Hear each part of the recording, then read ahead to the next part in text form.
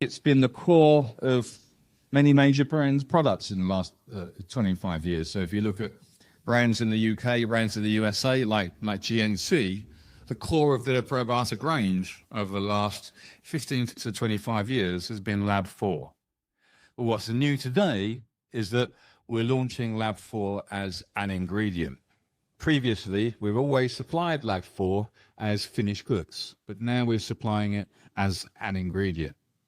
And in that 25 years, from Lab4's point of view, what makes it different? Well, we've done, over that 25 years, over 30 double-blind placebo-controlled trials on Lab4. And in the space of that 25 years, what have we seen in trends? And what we've seen is that Lab4 provides consistency in terms of reproducible clinical trials. When we've done replicated clinical trials, we've seen the same consistent effects.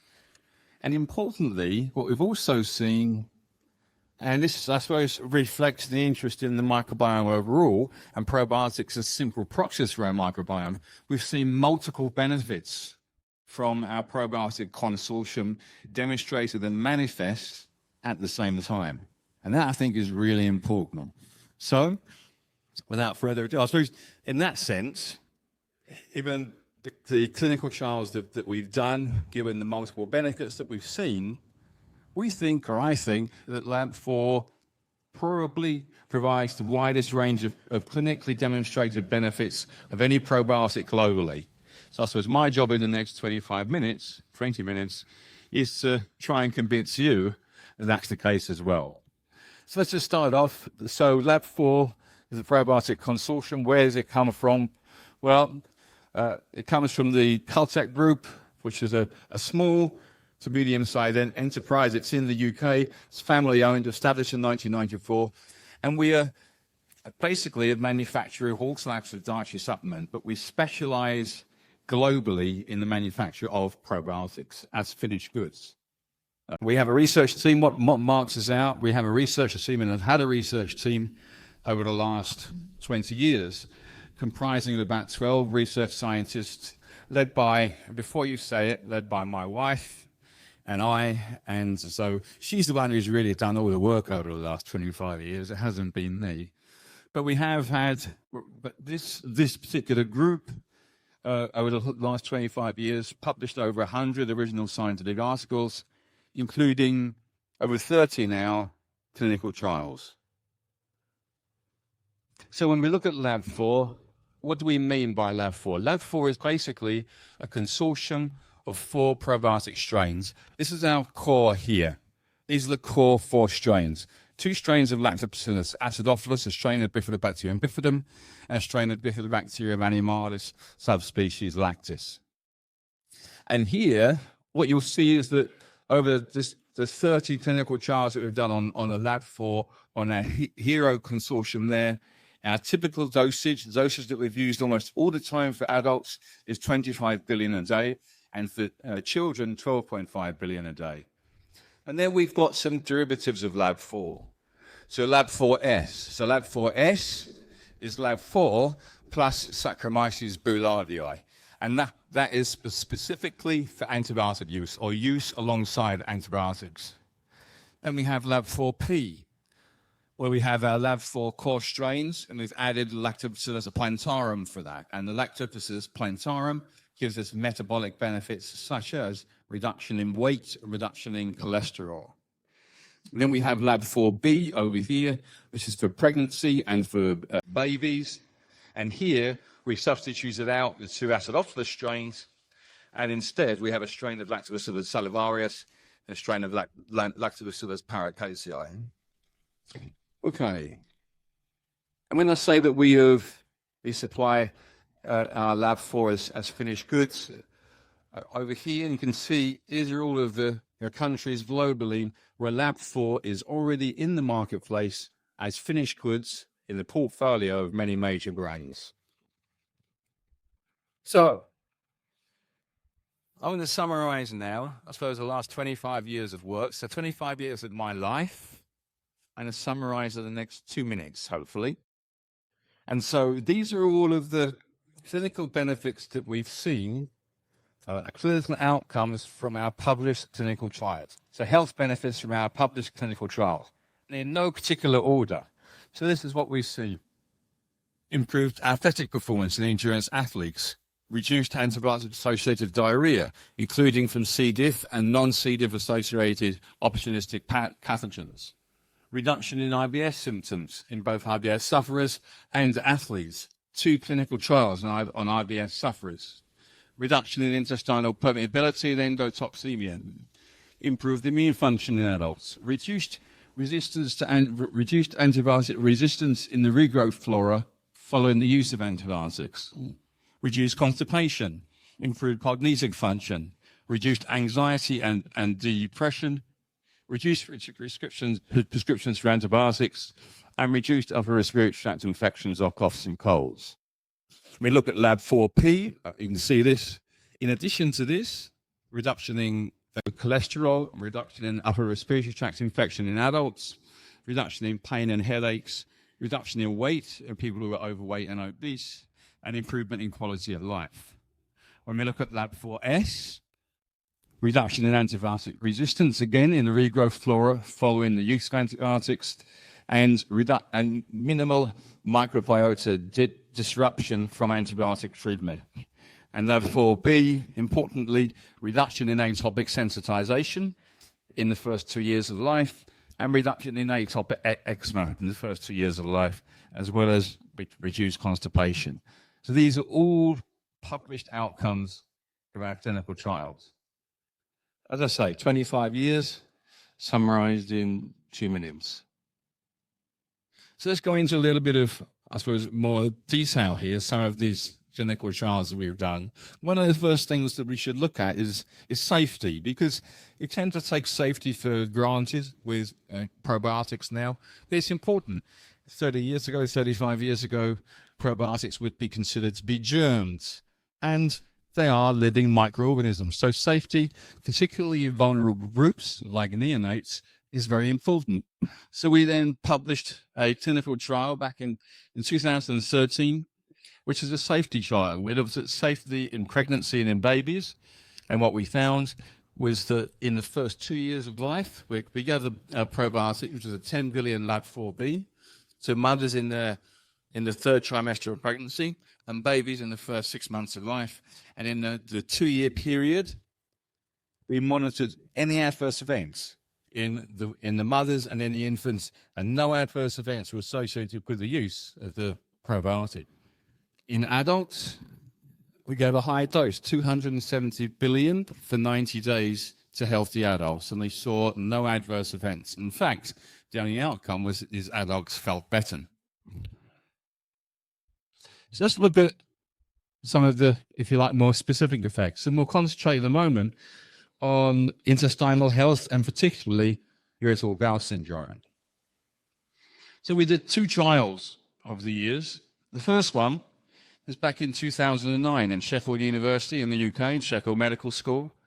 And what we're looking at here is the measurement of total IBS symptoms. This is IBS sufferers, and total IBS symptoms are measured here. First thing that you'll see is there was a strong placebo effect in this trial. So this is the placebo group. This is the reduction in total IBS symptoms.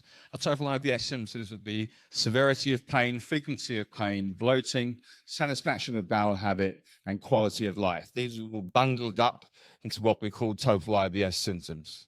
Strong placebo effects, but look at the probiotic. Within 2 weeks, we're seeing divergence from the placebo group. 4 weeks, there's a greater divergence. 6 weeks, it's significant. 8 weeks, there's a greater level of significance.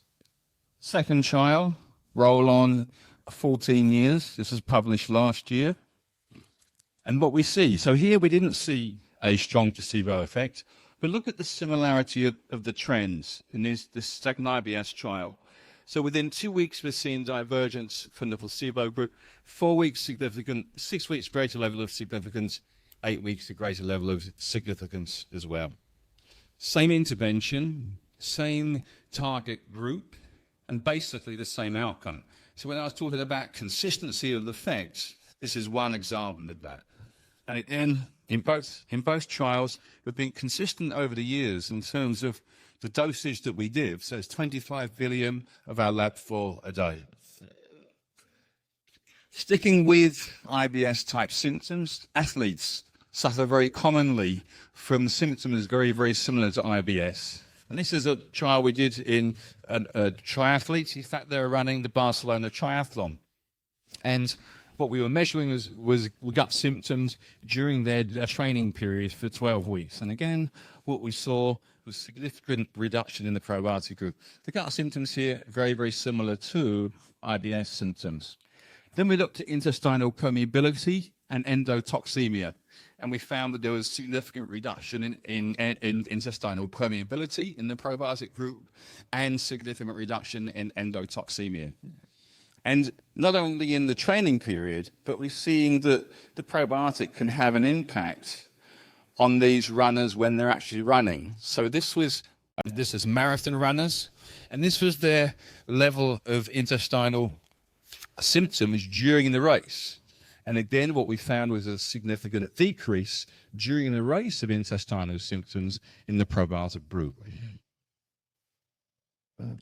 So antibiotics, probably antibiotics globally are still the major area where probiotics are used. If you look at the use of probiotics globally, probably most of it is still alongside antibiotics. So what have we got on antibiotics? We did 3 clinical trials early on. So between 2004 and 2008, 3 clinical trials at Cambridge University in the UK. And the first one, we saw a reduction in C. difficile-associated diarrhea. In the second trial, we looked at non-C. diff opportunistic pathogens that can cause antibiotic-associated diarrhea. Things like enterobacteria, enterococci, staphylococci, candida albicans. And we saw significant reduction in antibiotic-associated diarrhea and the overgrowth associated with these undesirable organisms. And in these trials, it was the first time we looked at resistance to antibiotics in the regrowth flora following the use of antibiotics. And what we found that by getting probiotics, you could reduce the level of antibiotic-resistant microbiota in the regrowth flora. That is a very, very important result. And then we did a trial last year, which we published last year, on what we call our Lab4S, which is our Lab4 consortium plus Saccharomyces boulardii. And we were looking here at, again, gut effects of taking the probiotic alongside the antibiotic. What we found was protection of microbial diversity. We found the reduction, again, in undesirable types of bacteria that could lead to overgrowth or potentially antibiotic-associated diarrhea. And importantly, we saw again reduction in antibiotic resistance in the regrowth flora following the use of the antibiotics. Now, I've got that here. This is what we found. So what we were measuring was total antibiotic-resistant genes in the microbiota of the individuals taking the antibiotic and probiotic. The intervention here, or Lab4S, so they're given antibiotics for periods varying between 3 and 10 days. And they had probiotics for the full 10 days. So antibiotics between 3 and 10 days, and probiotics for the space of that, for the span of that 10-day period. So the intervention with both of them was ended at 10 days. What we found was there was a decrease in antibiotic-resistant genes, first of all, in both groups. But then what we found at the end of 30 days was that the level of antibiotic-resistant genes in the placebo group had increased. The level of antibiotic-resistant genes in the probiotic group had decreased, leading to a significant difference. So again, in 2 trials that we've done, we've shown a significant reduction in antibiotic-associated in antibiotic-resistant genes in the regrowth flora following the use of antibiotics by giving probiotics. That, I think, is a very important result, because if you think that antibiotics, anything that we're doing in terms of trying to reduce the acceleration or progression of antibiotic resistance is limiting the use of antibiotics. This is a proactive intervention that can potentially decelerate the progression of antibiotic resistance. Importantly. Okay, let's turn our attention to immune health. This is, I think, again, it's an example of repetitive trials with a consistent effect. It's a trials that were done in kids looking at upper respiratory tract infection or coughs and colds. First trial we did, it was 12.5 billion of our Lab4, which is our child dose. The first trial we did with kids aged between 3 and 6 years of age. And what we were looking at was the incidence of upper respiratory tract symptoms over the 6-month period that they were taking the probiotic. And what we found was that the incidence of upper respiratory tract symptoms was reduced by 33%.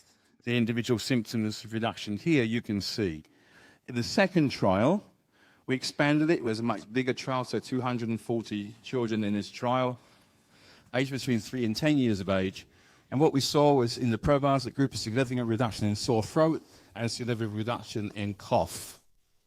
Both of these being, if you like, the most severe symptoms of coughs and colds. So again, what I'm demonstrating here is 2 separate trials done several years apart, same intervention, same target grouping, and very similar effects. So there's a consistency here. This product works. And when you do clinical trials, that's what you kind of, whenever you're setting up a clinical trial, for those of you who have, you always set it up and you think that it's double blind. You're never sure it is going to work. But what we see time and time again is it does. And when we went on, not just looking at health benefits from this intervention, but looking at non-health benefits. So what we saw in the first trial, 30% reduction in absenteeism from school. In the second trial, 16% reduction in absenteeism from school. We looked at antibiotic use, 40% decrease in antibiotic use in both trials. There's a story here. What we're doing when we're giving these kids the probiotic, and they're healthy kids, we're giving them probiotic and it's making them healthier. If they're healthier, then they're taking less time off school. They're going to the doctors less. And if they're going to the doctors less, then there's less use of antibiotics. It's a theme that is consistent and important. So then let's turn our attention to respiratory tract infection in adults. This time we were using our Lab4P, which is our Lab4 plus the Lactobacillus plantarum strain. But this is probably an effect of Lab4 rather than the Lactobacillus plantarum strain. And again, here we go to the products for 6 months daily. And what we saw in that 6-month period was the incidence of upper respiratory tract infection was reduced by 40% in the probiotic group. And then we wanted to see, well, okay, is this something that takes 6 months before you see this effect happening? So you have to take the product for 6 months before you see any real benefit? No. Well, what we looked at here was the time it took for 50% of the nocebo population to have their first cough and cold symptoms, compared to how long it took for the probiotic group to have 50% of the probiotic group to have their first cough and cold symptoms. So here, this is the placebo group here. By 64 days, 50% of the placebo group had their first symptoms of cough and cold. In the probiotic group, it was 159 days. But the important thing here is the divergence again of these curves.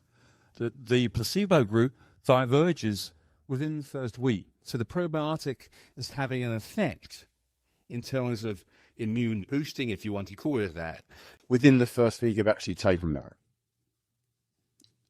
Then we can look at metabolic health here.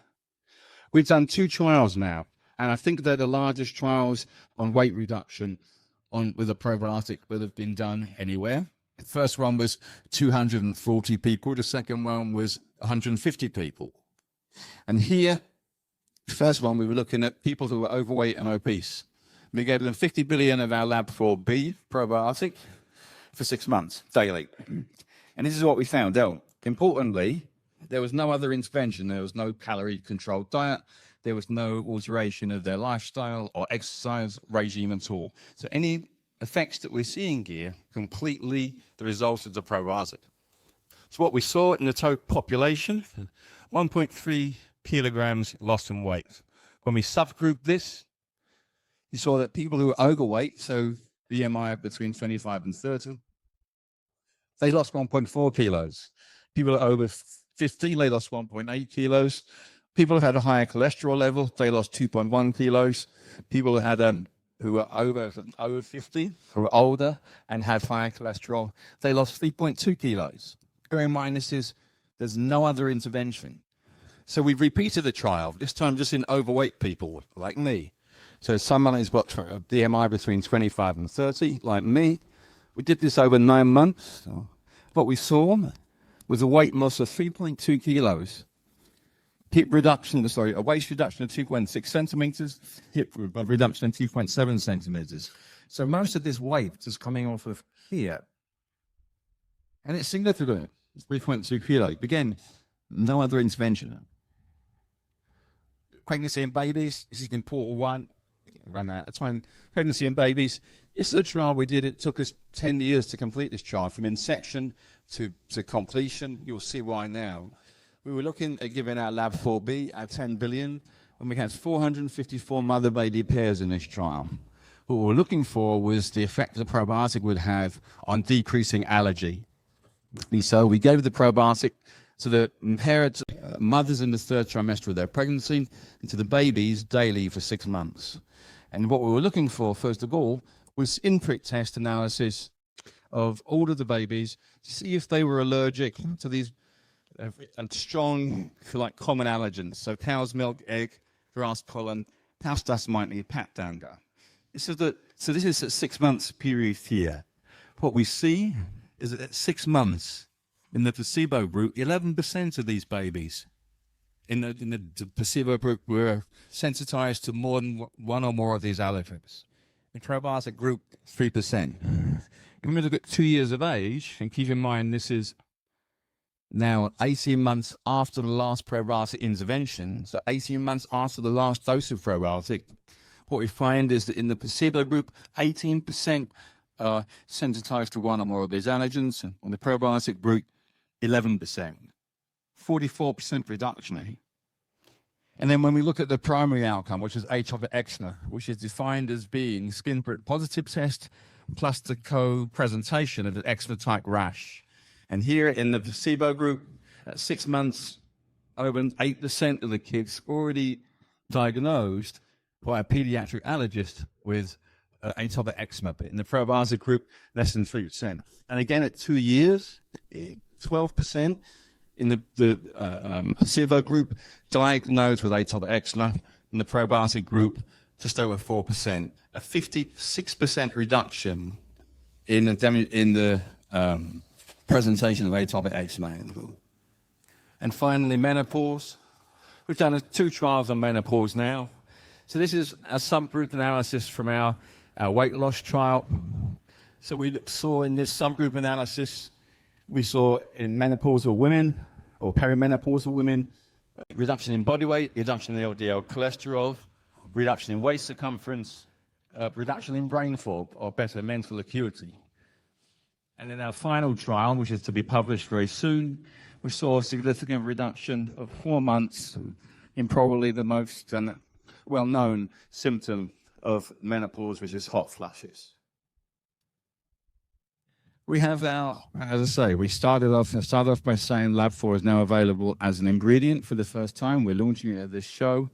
Everything else, or everything previously, would supply our Lab4 as finished goods. This is the specifications that we're offering. In summary,